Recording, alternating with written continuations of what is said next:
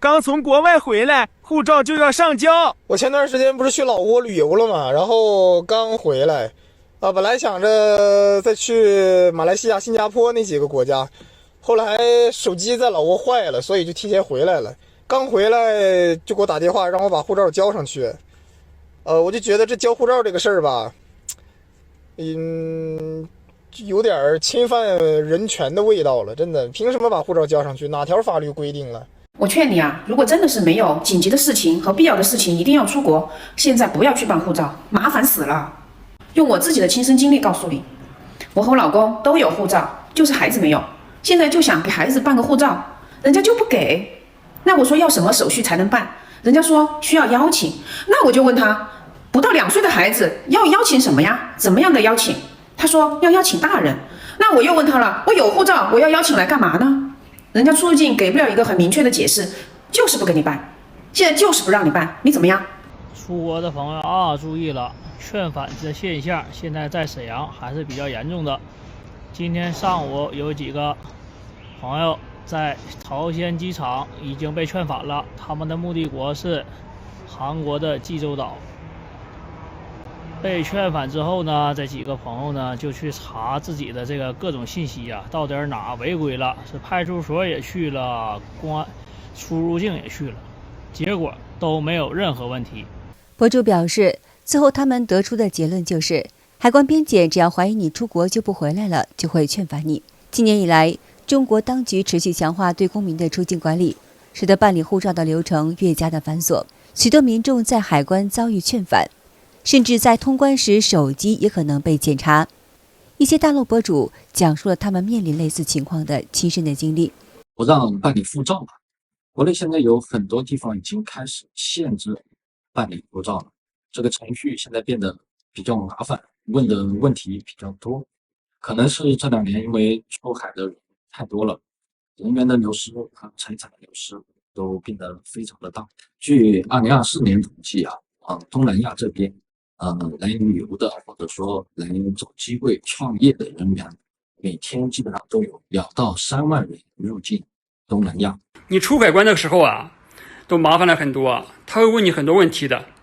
首先，他有可能看你带的行李啊，甚至看你那个聊天记录啊，不管你是去旅游啊、商务啊，或者是探亲访友啊，甚至还要看你的邀请函啊，很多材料。如果感觉哪里不对劲的话，你有可能机票都白买了，甚至签证都作废了。2025年了啊，还没有办护照的请注意了。今年呢，办理护照特别难。现在国内很多的地方就算你提供了劳务公司或者是旅游公司的正规材料，依然不给你办理。如果你所在的区域还没有被限制呢，听我的，抓紧时间办一个。为什么银行的员工入职前也需要上交护照，包括港澳通行证？很多人只是单纯以为银行对借款人资质的审核比较严格，但实际上对入职的员工审查也是同样的。因为银行的员工是直接和国有资产打交道的，以防个别员工贪污腐败，也有出于反洗钱的这种考虑，怕员工贪污受贿、携款潜逃。那还有一些国有银行呢，还会要求员工每3个月打一次征信报告，查看他们的信用状况。因为要上交护照，所以我放弃了所有银行 offer。我是2024年硕士毕业的，找工作的情况还不错拿到了7个的总行 offer。其中大部分的是管培生项目也有部分是信息中心的技术岗，但是我最后都放弃了。其实理由很简单，就是因为要上交护照。发现我身边的很多人，包括我的父母、我身边的朋友、同学，都对我这个选择觉得挺不解的。毕竟银行总行嘛，再怎么说也是一个稳定然后又体面的工作，要护照其实也不是什么大的事情，反正也没多少机会出国旅游，对吧？博主表示，他是一个穷人家的孩子，其实在他25岁之前都没有出过国，所以出国旅行对他来说并不是刚需。但是核心问题就是，他认为上交护照这个规定剥夺了他的自由，所以他后来选择去了互联网大厂。现在在腾讯干了也快1年的时间了。他说他忙得不可开交，实在是没有时间出国旅行，但是他觉得现在的自己更有自由。我在合肥有个同学在这个体制内上班，真的是非常的夸张，他从来都不发朋友圈，不发抖音，甚至连微信步数都关了。我这个非常的不理解，直到我今天接到了一个客户，也是在体制内上班的，他跟我说，不仅如此，他们那个港澳通行证和护照都上交了。我去，这是为什么呢？是不是真的？有没有朋友知道他们这些都是什么单位啊？真是太奇葩了。今天呀，说几个护照最难办的地区，排名第一的就是福建、江苏、新疆和西藏。这些地方的人呢，想要办理护照，那可不简单，往往需要有很多材料来证明你有正规的签证才可以。其次呢，就是河北、石家庄、黑龙江、山西、江西，没有办法呀，跑黑的人太多了，基本是一去不回，这才导致后面的人想办理护照极其困难。之后呢，就是湖北、湖南、四川和河南。这些地方呀，办理护照的时候呀，也需要提供出境的原因材料。有很多福建的朋友申请签证被拒，那么为什么福建人办理签证会这么难？这博主分析了有下面的几个原因。第一，历史移民与滞留的问题。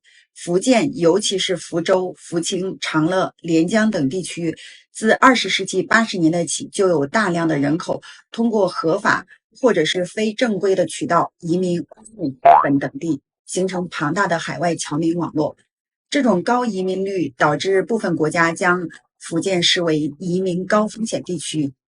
博主表示，滞留案例频频的发生。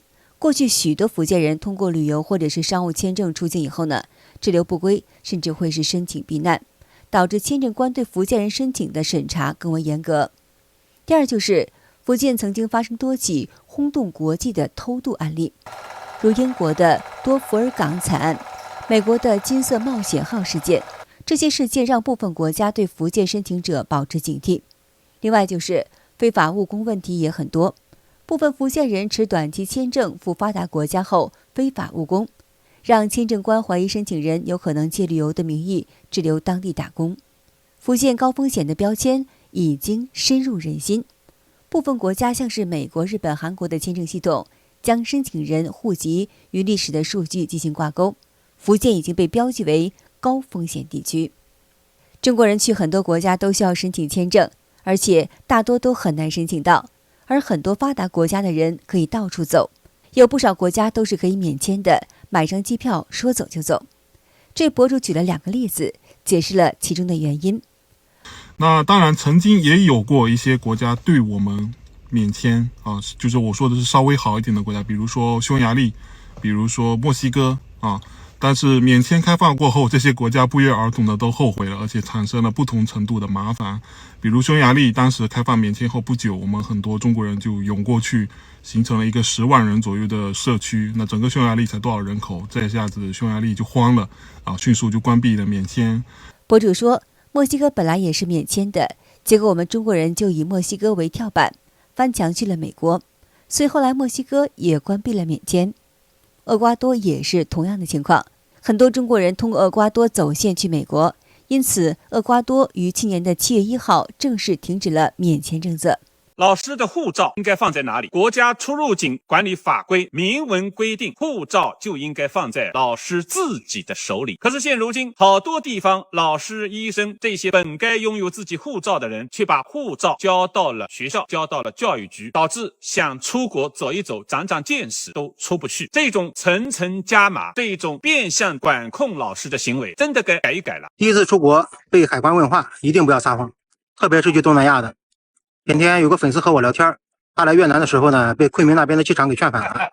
我问他是怎么回事，本来他是想来越南娶老婆的，但是呢又觉得很没有面子，所以说来越南旅游。海关这边看他办了3个月的签证，不像是旅游的，就问了他很多问题。后来又查了他的手机聊天记录、自媒体账号和购物网站的搜索记录。海关也问他了，你来越南是娶老婆的吗？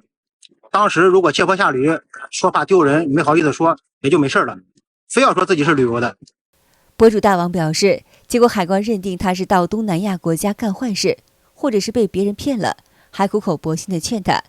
结果他脾气还挺硬，说被骗是我的事，和你没有什么关系。结果被劝返了。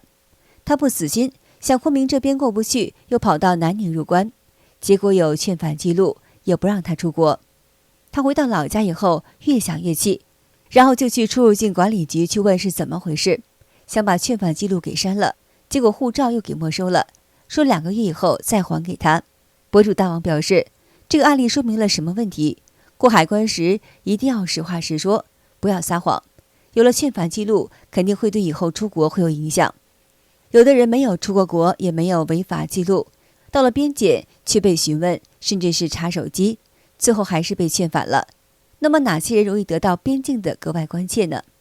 第一种人，一个人出去的，只有去程，没有回程机票，也没有酒店订单，那这种人100%会被劝返的。如果你全部准备好了，那么你去也需要做行程规划，说不清楚去干嘛的，一律也是劝返。兄弟们，一旦被卡关劝返了，建议过半年之后再试，因为你一旦被劝返了，帽子叔叔就会将你的劝返记录上传到移民局的后台，比如什么时间、什么地点、在哪个口岸，因为什么原因被劝返的，都会如实的将你的记录上传到移民局的后台，所有边检口岸的帽子叔叔都能看到，其中包括国际机场的边检叔叔也是能看到的。博主表示，如果你是通行证赴港澳地区被劝返了，你想再前往东南亚等第三方国家的概率是非常低的，因为边检工作人员会怀疑你试图通过第三国绕道去港澳地区，所以可能会再次劝返你。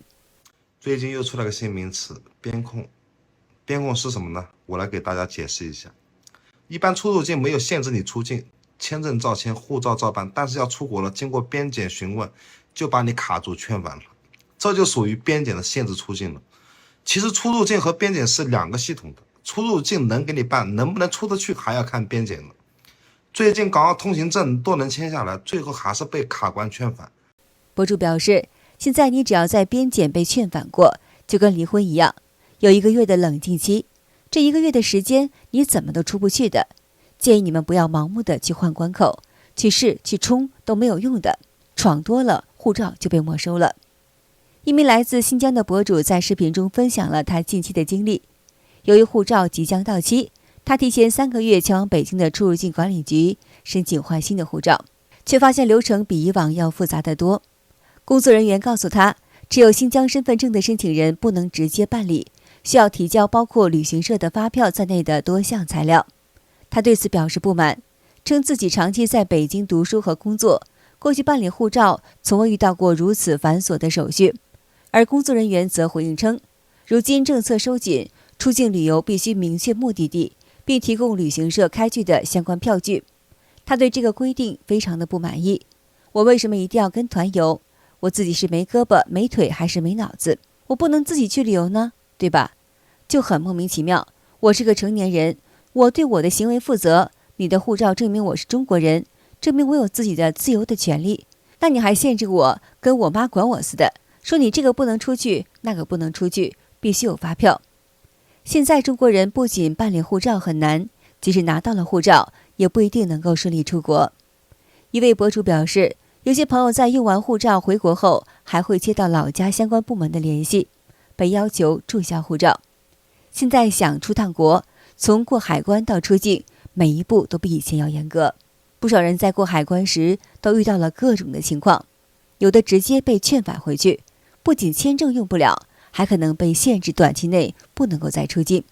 现在边境口岸新增了很多询问环节，不管你是出国旅游谈生意，还是去看望亲友，边检人员都会仔细询问行程的细节。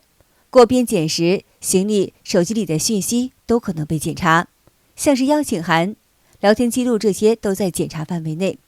一旦发现内容有问题，很可能当场就走不了，已经买好的机票、办好的签证也都白费了。过去2-3年来，中国实行的护照限制政策适用范围越来越大，目前已经到了变本加厉的地步。